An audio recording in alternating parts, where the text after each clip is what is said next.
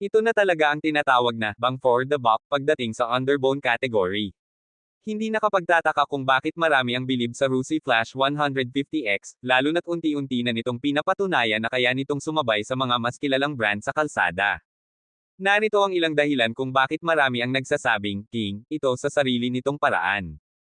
Isa, engine performance. Hindi biro ang specs nito.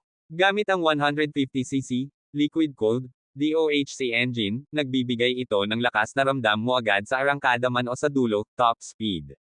Dahil sa 4 na valve configuration nito, mas maganda ang daloy ng hangin at gasolina, kaya naman buhay na buhay ang makina kahit sa malayo ang biyahe. Dalawa, modern features. Kumpleto na ito sa mga feature na dati ay sa high-end models lang natin nakikita. Full digital dashboard, madaling basahin at modernong tingnan. LED lighting, mas maliwanag at tipid sa kuryente, plus mas agresibo ang dating ng headlights.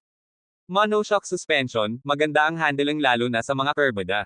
Tatlo, presyo at availability. Dito talaga lumalamang ang Flash 150X. Sa presyong mas abot kaya kumpara sa mga Japanese counterparts nito, mas marami ang nabibigyan ng pagkakataong makaranas ng 150cc power nang hindi masyadong mabigat sa bulsa. Bukod dito, ang mga pyesa nito ay mas madali na ring hanapin ngayon sa mga local shops. 4. Community support. Isa sa pinakamalakas na aspeto ng Flash 150X ay ang solid na community. Ang bilis lumaki ng mga rider chapter sa iba't ibang rehiyon, kung saan nagtutulungan ang mga riders sa maintenance tips, branding tulad ng mga stickers at uniforms, at mga group rides. Siyempre, para mapanatili ang pagiging king sa kalsada, huwag nating kalimutan ang tamang pag-aalaga. Regular na oil change at paglilinis ng IACV. Check ang coolant level para iwas overheat. Laging unahin ang road safety at pagsusuot ng tamang gear.